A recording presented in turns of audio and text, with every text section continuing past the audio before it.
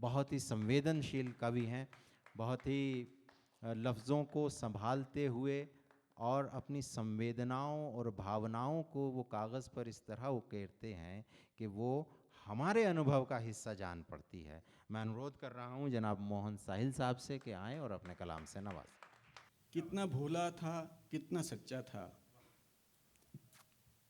कितना भोला था, कितना सच्चा था, तेरे शहर से अजनबी रहता तो अच्छा था। क्या बात है। कितना भोला था, कितना सच्चा था, तेरे शहर से अजनबी रहता तो अच्छा था। मेरी आंखों में खुदा सबको नजर आता था, मेरी आंखों में खुदा सबको नजर आता था। मुट्ठियां खाली थी मेरी जब मैं बच्चा था।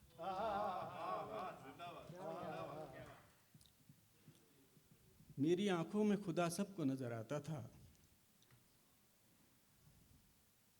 मैं थोड़ा जज्बाती आदमी हूँ। मेरी आंखों में खुदा सबको नजर आता था। मुट्ठियां खाली थी मेरी जब मैं बच्चा था। लेन देन के बहाने से तोड़ डाला उसने, लेन देन के बहाने से तोड़ डाला उसने। लालच की डोर से बुना रिश्ता बड़ा कच्चा था। वाह।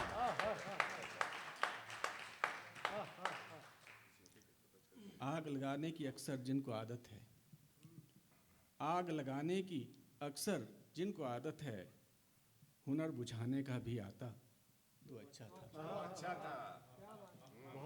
आग लगाने की अक्सर जिनको आदत है, हुनर बुझाने का आता तो अच्छा था।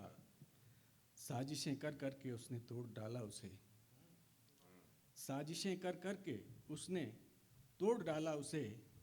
उसे मालूम था पहाड़ कितना पक्का था। साजिशें कर कर के उसने तोड़ डाला उसे, उसे मालूम था पहाड़ कितना पक्का था। एक रिवाज था पुराना दुख सुख बांटने का, एक रिवाज था पुराना दुख सुख बांटने का। कुछ दिन और चलता रहता तो अच्छा था।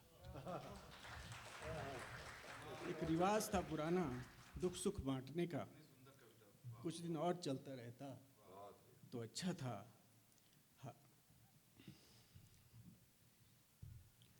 हालात ने भीतर, हालात ने भीतर जाने क्या क्या भर दिया, हालात ने भीतर जाने क्या क्या भर दिया।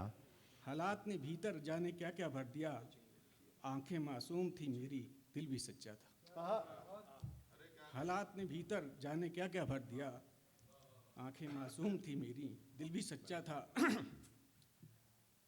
मेरे,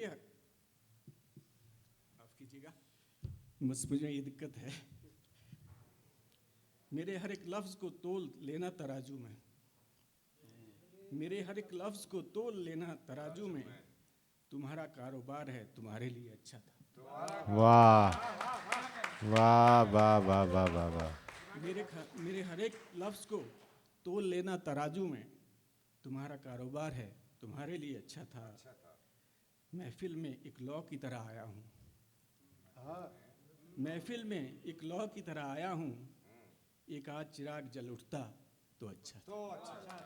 वाह भाई वाह। जिंदाबाद जिंदाबाद जिंदाबाद जी, बहुत बढ़िया। वाह वाह मोहन भाई। एक कविता पढ़ दूँ मैं? जी जी जी, वैसे पढ़िए मैं पढ़िए कविता लिखता हूँ पढ़िए और पढ़िए। कविता सुननी है। मैं एक कविता लिखता हूँ, आजकल ताज़ा है कविता है, एक आध महीने पहले की कविता है। मैं युद्ध देख रहा हूँ, युद्ध देख रहा हूँ मैं लाइव। मुझे बाध्य किया गया है देखूं युद्ध। इस युद्ध में बाकायदा शामिल कर लिया गया है मुझे एक दर्शक के रूप में। इस युद्ध के बीच तालियां बजाने के लिए मुझे एक न एक पक्ष का होना ही है। नए मारक हथियारों, आदमी का हवा की तरह उड़ाने वाली तकनीक, घरों को मिट्टी का ढेर बनाने की कला, सभी की तारीफ करनी है मुझे। मुझे युद्ध का इतिहास भी जानना और समझना है, ये भी कि छोटे छोटे मासूम बच्चों को उनके चीथड़े उड़ाकर मार डालना कोई अपराध नहीं होता। हाय हाय हाय हाय, वाह। मुझे फिल्म की तरह इस युद्ध को देखते हुए रोने की अनुमति नहीं है। मुझे फिल्म की तरह इस युद्ध को देखते हुए रोने की अनुमति नहीं है। मुझे युद्ध के कारणों की तारीफ करनी है या निंदा, वैसे मैं तटस्थ भी रह सकता हूँ। मुझे युद्ध के कारणों की तारीफ करनी है या निंदा, वैसे मैं तटस्थ भी रह सकता हूँ। क्योंकि मैं युद्ध टीवी पर देख रहा हूँ, इसलिए युद्ध मेरे लिए मनोरंजन बना दिया गया है।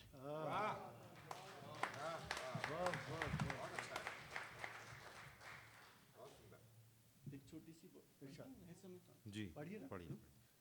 ये पढ़ाई एक कविता है। पढ़ाई आजकल पढ़ने पर किसी ने कहा था कि बच्चों को, किसी का वो है कि बच्चों को स्कूल बंद कर देने चाहिए। मैं भी इसी पक्ष में हूँ। मैं भी कभी स्कूल नहीं गया, मतलब 6ठी 7वीं तक गया हूँ, उसके बाद मैं स्कूल नहीं गया।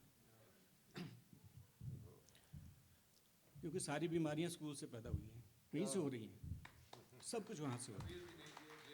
बिल्कुल। क्योंकि पैसे लेकर जो दिया जाता है ना, वो कम से कम ज्ञान तो वो नकली होगा। पढ़ाई, पढ़ने के लिए बहुत था किताबों के अलावा, पढ़ने के लिए बहुत था किताबों के अलावा। सामने के ऊंचे पहाड़ के नीचे, हमारे पहाड़ का दृश्य है ये। पढ़ने के लिए बहुत था किताबों के अलावा, सामने के ऊंचे पहाड़ के नीचे धारें थी कतारबद्ध पृष्ठों की तरह। एक एक पृष्ठ में छिपी थी कई कई कहानियाँ, जिनके पात्र झुर्रियों वाले चेहरे थे। उनके हाथ मिट्टी के और पाँव मिट्टी के, उनके हाथ पत्थर के और पाँव मिट्टी के। खोदते खेत संवारते फिर उगाते रहे अपने बच्चों की भूख मिटाने को अन्न। एक दिन उनके अपने उन्हें अकेला छोड़कर चल दिए बेहतर जीवन की तलाश में। उन उदास चेहरों पर कई मार्मिक कविताएं पढ़े जाने की प्रतीक्षा में थीं।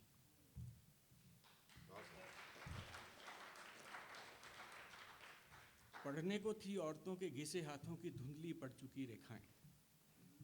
पढ़ने को थीं औरतों के घिसे हाथों की धुंधली पड़ चुकी रेखाएं, जहाँ संघर्ष की कई दास्तानें छिपी थीं, जिनके पैरों की विवाहियों में कई पगडंडियों की खुशबू, उदासी की कई परतें उनके चेहरे पर जज्बा थी। क्या बात, क्या कहेंगे। पतंगियों की खुशबू, बीमारियों में पतंगियों की खुशबू, क्या क्या बात, क्या दूर शहरों में सपनों को सच करने गए अपनों की प्रतीक्षा। खेतों बागीचों पशुओं से जूझते हुए उनके सपने भी पढ़े जाने थे। जंगलों की अपनी कथाएं थी, रास्तों की अपनी, खंडर हो चुके घरों की अपनी। धीरे धीरे बर्फ से मुक्त होते किसी ऊंचे दर्रे पर बैठकर सोचो तो कितनी कथाएं थी जो पढ़े जाने की प्रतीक्षा में थी, मिट रही थी एक एक कर। शुक्रिया। क्या कहेंगे। मोहन साहब। हाँ, शायद हमारे यहाँ पहाड़ों में असल में ऐसा होता है कि हमारे यहाँ जो सेब का कारोबार की खेती बहुत ज़्यादा होती है, हमारे शिमला ज़िले में खास करके, शिमला और कुल्लू और ये जो ज़िले हैं।